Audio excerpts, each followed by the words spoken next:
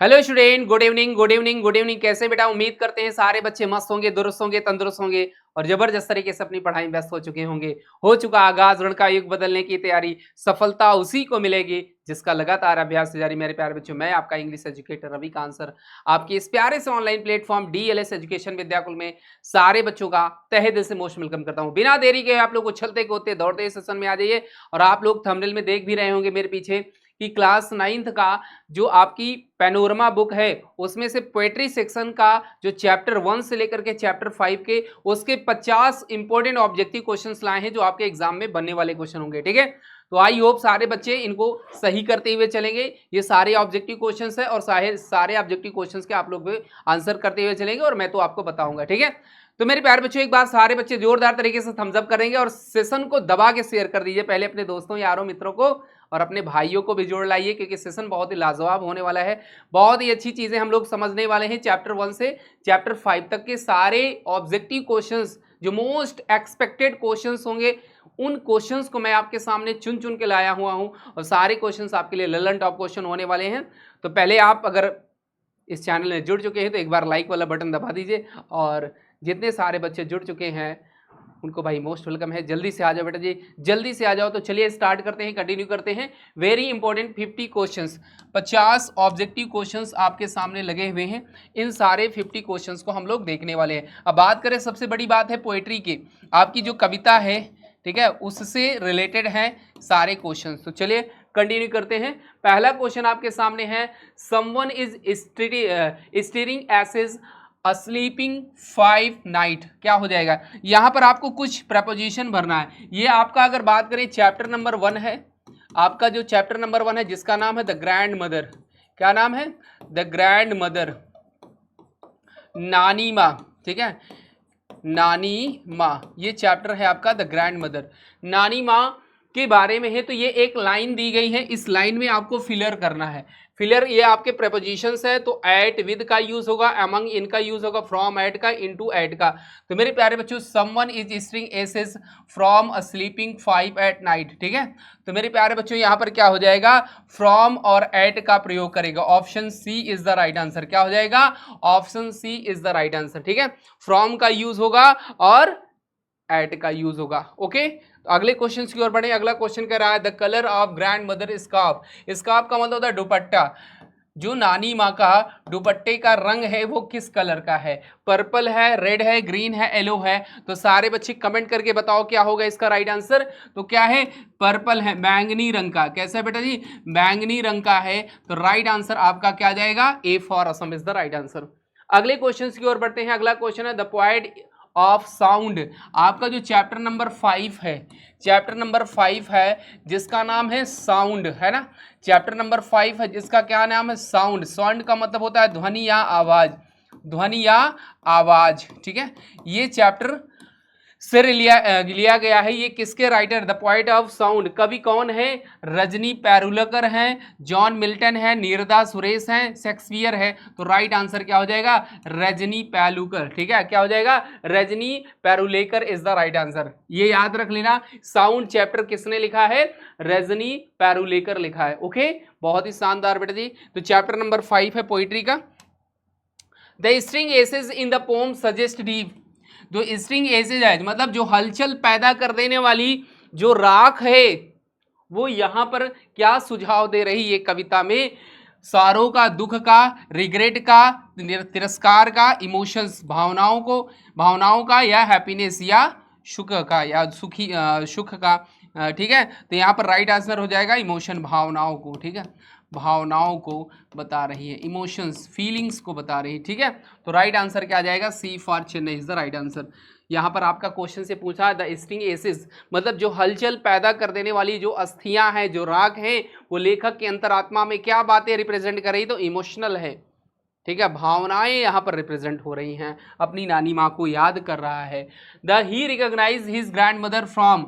वह का मतलब पोएट, ही का मतलब बेटा जी पोएट, पोएट का मतलब रे यंगबियर, है ना? पोएट की अगर बात करें, इस चैप्टर को किसने लिखा? रे यंगबियर ने लिखा। तो रे यंगबियर अपनी नानी माँ को कितनी दूर से पहचान लेता है? मीटर से, किलोमीटर से, सेंटीमीटर से, माइल से। तो अमाइल 1 मील की दूरी से, क्या अमाइल 1 मील की दूरी से अपने नानी माँ को पहचान लेता है। जब उसकी नानी माँ बाजार से आती है तो वह अपनी नानी माँ की कपड़ों को देखता है, उसके नानी माँ दुपट्टे का जो रंग है बैंगनी रंग का है और उसके नानी माँ के पास एक प्लास्टिक बैग है, वह पहचान लेता है कि मेरी नानी माँ ही आ रही है। ठीक है, तो राइट आंसर क्या हो जाएगा, अमाइल। अगला क्वेश्चन बेटा जी, नेक्स्ट क्वेश्चन आपके सामने है, धर्म युद्ध ऑथर्स इज। अब ये आपका प्रोज सेक्शन से है, ये आपका प्रोज सेक्शन से है। ठीक है, प्रोज में पहला जो आपका चैप्टर है जिसका नाम है धर्म युद्ध। तो धर्म युद्ध के आथर कौन है, अर्जुन देवचरण, के वर्मा, ओ हेनरी मोती। तो राइट आंसर क्या हो जाएगा, अर्जुन देवचरण। धर्म युद्ध कहानी किस पर है, एक पद्मा नाम की लड़की है ना, और वो क्या जानना चाहती है, महिलाओं का अधिकार जानना चाहती हैं कि आखिर महिलाओं का अधिकार क्या है, महिलाओं की पहचान क्या है, क्या महिला की शादी होने के बाद ही महिला कही जाएगी। ये प्रश्न अपने माता पिता से पद्मा नाम की एक लड़की है वह करती है। ओके, तो राइट आंसर क्या हो जाएगा, अर्जुन देवचरण। अगला क्वेश्चन है, Padma asked from her mother what is the. Padma अपनी माँ से पूछती है कि क्या होना चाहिए, आइडेंटिटी ऑफ अ मैन, मनुष्य की क्या पहचान है, एक बच्चे की क्या पहचान है, एक वीमेन की क्या पहचान है, एक बॉय की। तो राइट आंसर क्या हो जाएगा, अ वुमेन, महिला होने का पहचान क्या है, महिला होने का आखिर अधिकार क्या है। तो राइट आंसर क्या आ जाएगा, C option is the right answer. अगला क्वेश्चन कह रहा, हु इज डॉटर, डॉटर कौन है, बेटी कौन है, आशा है, मीना है, पद्मा है। तो ये कहानी पद्मा की है ना, किसकी बेटा जी, पद्मा की है। तो राइट आंसर आपका क्या जाएगा, C option is the right answer. अगला क्वेश्चन कह रहा है, Padma is darling of her, Padma सबसे प्यारी है अपने पिता की, अपने बेटी की, अपने माँ की, अपने ब्रदर की। तो फादर हो जाएगा, क्या हो जाएगा, अपने प्यारी मतलब अपने पापा की परी है, पापा की क्या है, परी है, सबसे प्यारी बेटिया है, क्योंकि पद्मा ही अकेली लड़की है उनके घर में। अगला क्वेश्चन कह रहा है, Padma's father replies that she would know the fact when she would be.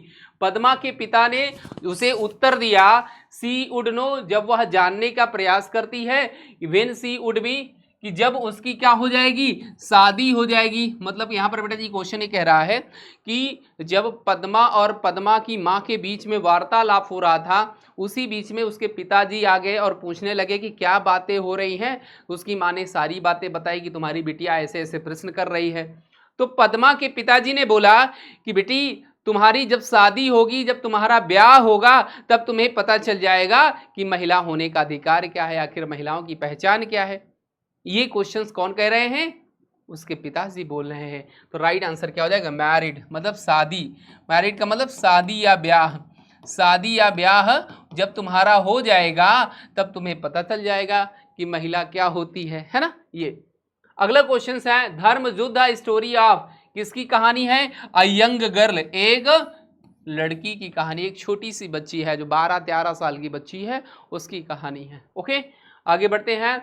Padma believe in the equality between, Padma या को विश्वास है, ठीक है, कि हम सबको समानता का व्यवहार रखना चाहिए, वो चाहे मैन हो, वुमेन हो, चाइल्ड हो या वुमेन हो, चाइल्ड एंड मैन हो, ह्यूमन एंड एनिमल हो। तो यहाँ पर क्या हो जाएगा, चाइल्ड एंड वुमेन, यहाँ पर क्या हो जाएगा, चाइल्ड एंड वुमेन, बच्चा या कोई महिला हो, है ना। अब चाइल्ड कौन थी, पद्मा थी, और वुमेन उसकी कौन थी, माँ थी।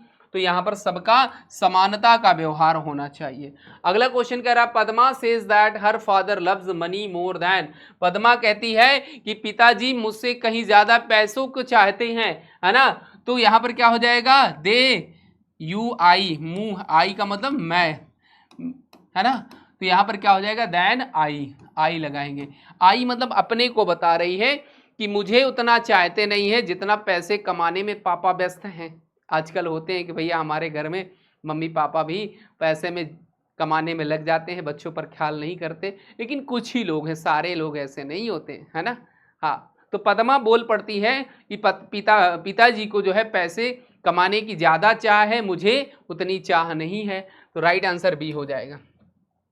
अगला क्वेश्चन कह रहा है, an unmarried women, an unmarried man is, जो व्यक्ति की शादी नहीं होती उसे क्या कहते हैं? वेनरेटेड कहते हैं, डिस्क्रिमिनेशंस कहते हैं, एमरोगेटिंग कहते हैं, प्रिविलेज्ड कहते हैं। तो यहाँ पर क्या हो जाएगा बेटा जी? N unmarried men's. बताओ सारे बच्चे कमेंट करके बताओ, कमेंट करके इसका राइट आंसर बताएंगे क्या होगा। टेल मी अबाउट, तेज आंसर करो भैया। मेरी आवाज आप तक आ रही भैया? एक बार सेशन को यार दबा के शेयर करते रहो, एक बार सारे बच्चे शेयर कर दो यार, ठीक है। और जितने भी सारे बच्चे जुड़ चुके हैं लाइक वाला बटन जरूर ठोक दीजिए, ठीक है। बहुत ही शानदार सेशन होने वाला है। चैप्टर 1 से लेकर के 5 चैप्टर पोएट्री का कवर करेंगे। मैंने कुछ क्वेश्चंस प्रोज के भी जोड़ लिए हैं कि कम से कम तुम्हारा प्रोज भी कवर हो जाएगा। ओके, तो चलो मेरे प्यारे बच्चों, यहां पर आपका राइट आंसर कहना है, बताओ क्या होगा।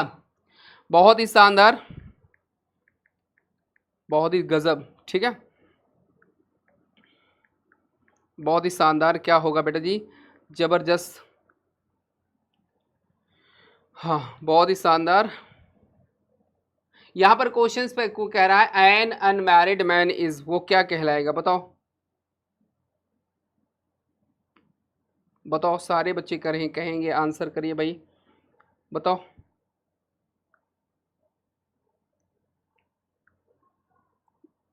कुछ लोग बोल रहे हैं कि सर डिस्क्रिमिनेशन नहीं होगा। देखो यहां पर हो जाएगा वेनरेटेड, यहां पर क्या हो जाएगा?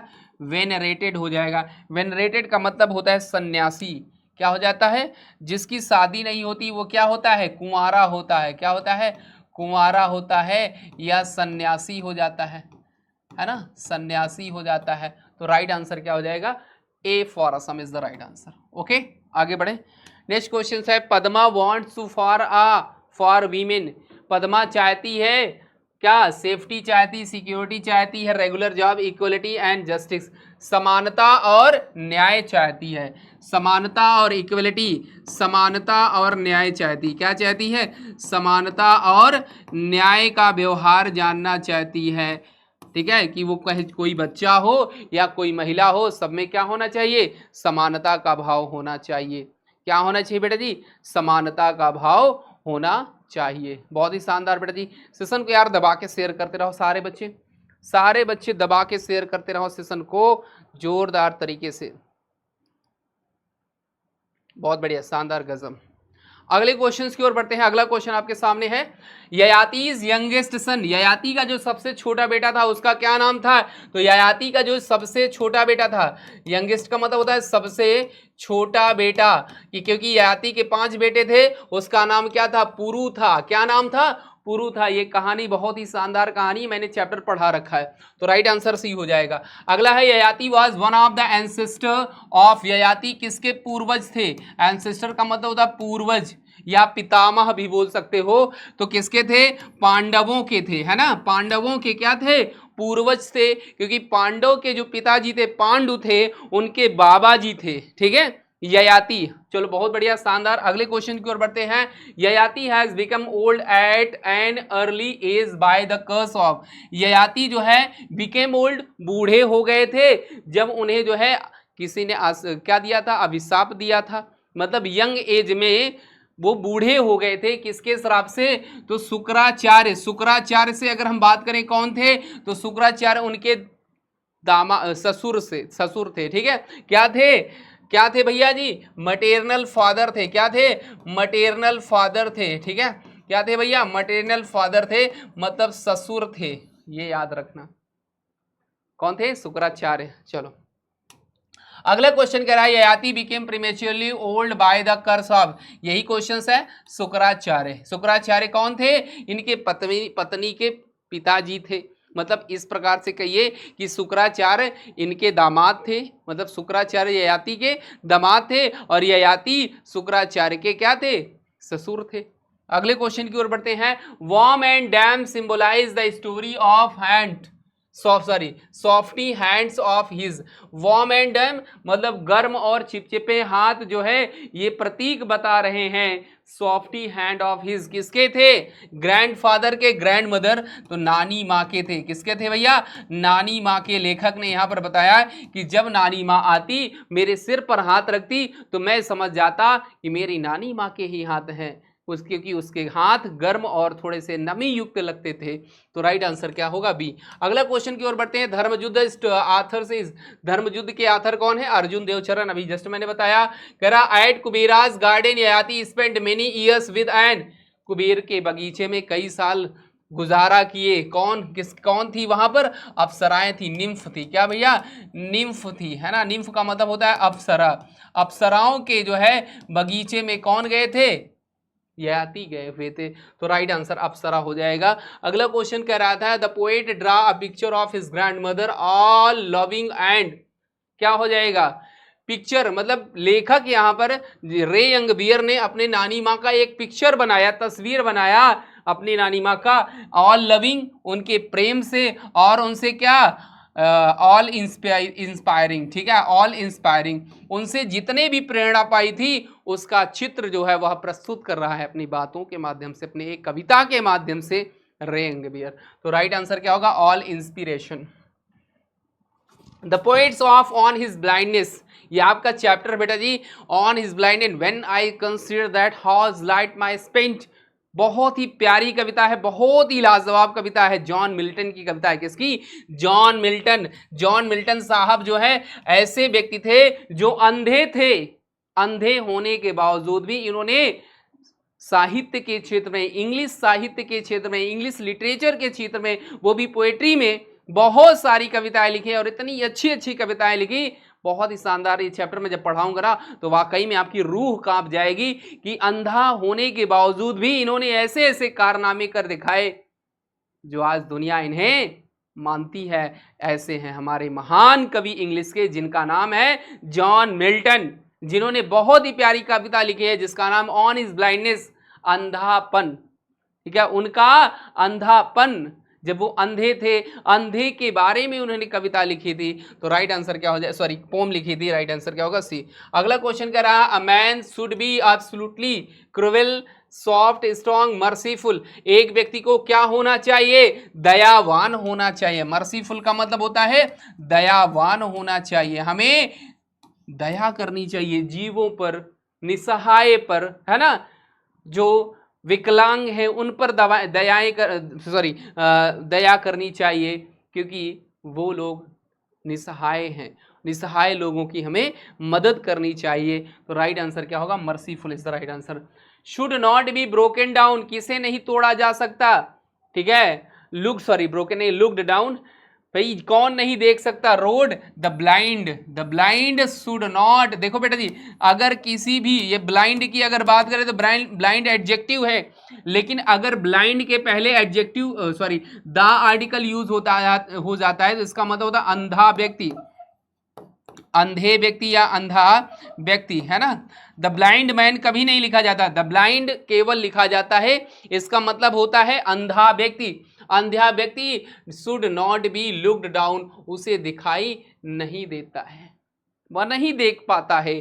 तो राइट आंसर क्या हो जाएगा? The blind. ओके, याद हो गया है ना। मैं आपको जब ग्रामर पढ़ाऊंगा तो इसमें बात करूंगा। कुछ ऐसे वर्ड्स होते हैं जैसे द पुअर मैंने लिख दिया तो इसका मतलब क्या हुआ? गरीब लोग हो जाता है। ठीक है, अंधा व्यक्ति हो जाता है या अंधे व्यक्ति हो जाता है ना।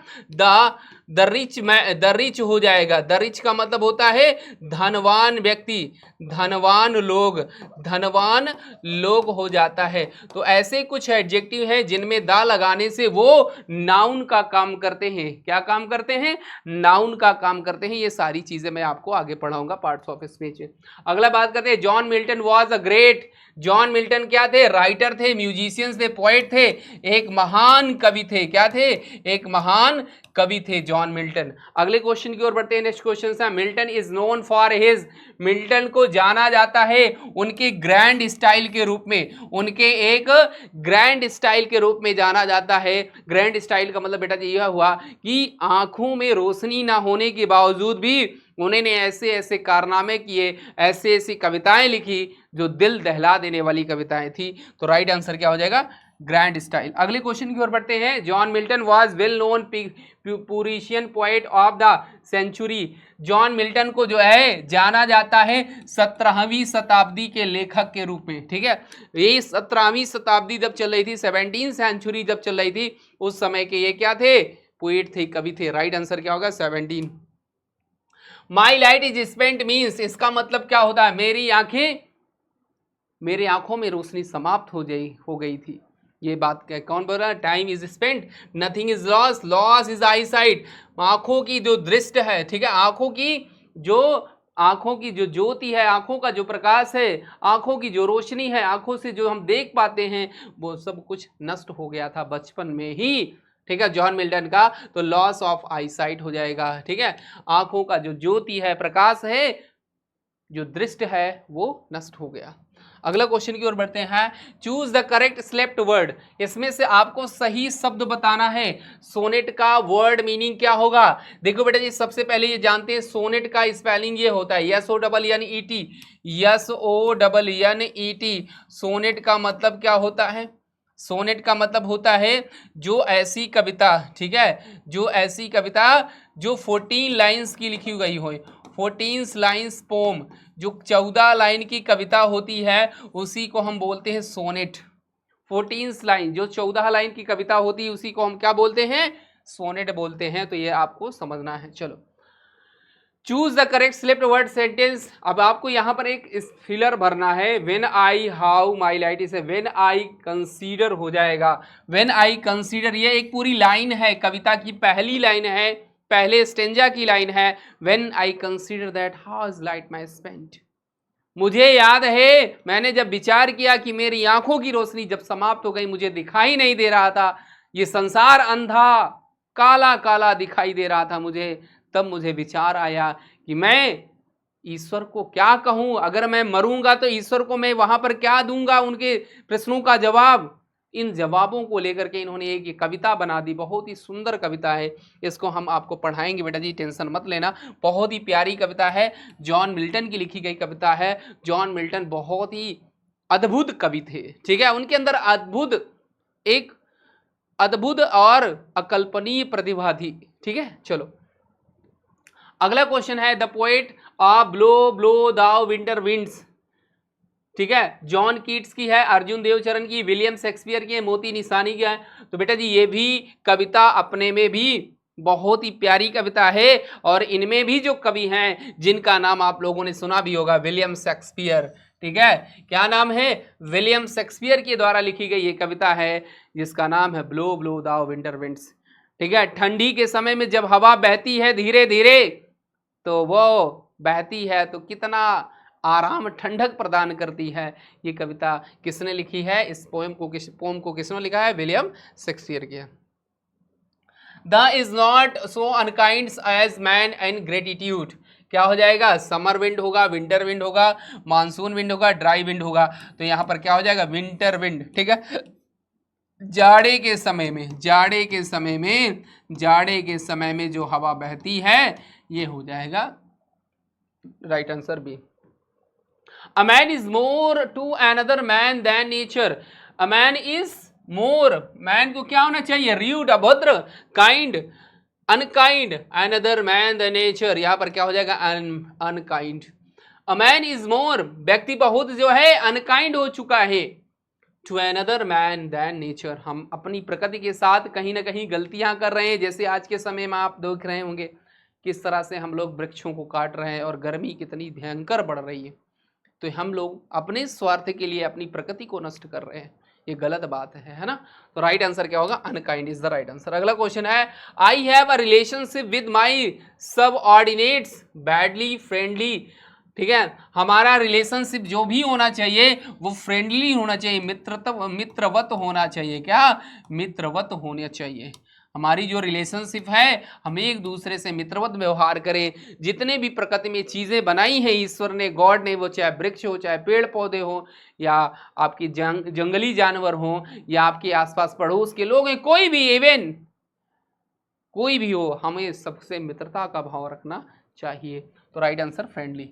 अगला क्या है, choose the correct appropriate word jolly. Jolly का यहाँ पर अर्थ पूछ रहा है कि वर्ड्स का मतलब क्या होगा, जॉली का वर्ड मीनिंग पूछा है। तो चीयरफुल, क्लियर, डिसमिसली, लॉस्ट। तो चीयरफुल हो जाएगा। चीयरफुल का मतलब होता है क्या, खुशी का माहौल, ठीक है, हाँ चीयरफुल। तो यहां पर क्या हो जाएगा, जॉली का मतलब होता है चीयरफुल। ओके, चलो अगले क्वेश्चन की ओर बढ़ते हैं। Choose the correct select word. आपको सही शब्द बताना है। इन ग्रेटिट्यूड का वर्ड पूछा है, कौन सा सही होगा, तो इन ग्रेटिट्यूड, इन ग्रेटिट्यूड, ठीक है, इन ग्रेटिट्यूड बताओ। अब देखो बेटा जी, यहां पर इसमें और इसमें इन ग्रेटिलो, ये तो होगा नहीं, एल कहां से आ गया, इन ग्रेटिट्यूडल। तो बताओ भैया क्या हो जाएगा, इन ग्रेटिट्यूड का स्पेलिंग क्या होगा, सारे बच्चे कमेंट करके बताओ, बताओ क्या होगा। बहुत ही बढ़िया, राइट आंसर। अब देखो बेटा जी, यहाँ पर ई दिया है, ई का प्रयोग नहीं होगा, यहाँ ई के स्थान पर ए होना चाहिए, रिप्लेस होना चाहिए। यहाँ ए दिया है, इसका मतलब ये होगा, इसका मतलब होता है इनग्रेटिव अकृतज्ञता। क्या होता है, अकृतज्ञता, अकृतज्ञता। ग्रेटिट्यूड का मतलब होता है कृतज्ञ और इनग्रेटिट्यूड का मतलब होता है अकृतज्ञता। तो राइट आंसर क्या हो जाएगा, A for Assam. Okay, next question की ओर बढ़ते हैं। The summers rain symbolise the perishable nature of, क्या होगा, लाइफ हो जाएगा।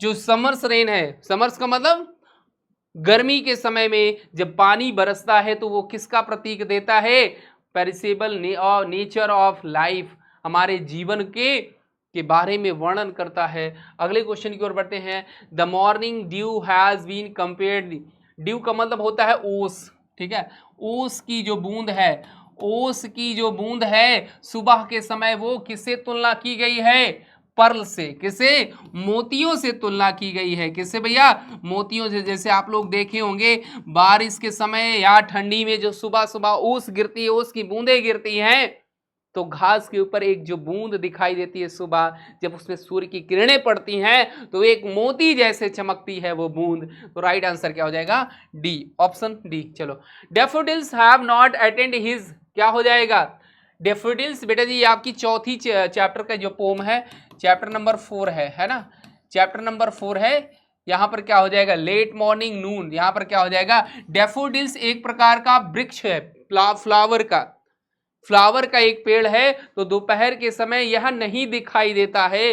तो राइट आंसर क्या हो जाएगा, नून हो जाएगा। अगला क्वेश्चन का, poet and the daffodils together, evening prayer, prayer till light, lodging. तो यहां पर क्या हो जाएगा, इवनिंग प्रेयर हो जाएगा, है ना, राइट आंसर क्या हो जाएगा, इवनिंग प्रेयर। अगले क्वेश्चन की ओर बढ़ते हैं। The poet and the daffodils have to stay long time, for a long time, the whole day, short time. तो यहां पर आपको सही बताना है, the poet and the daffodils have to stay long time, for time, the whole day, short time. तो बेटा जी यहां पर क्या हो जाएगा, पूरे दिन भर खड़ा हुआ था, द होल डे, पूरे दिन भर, है ना।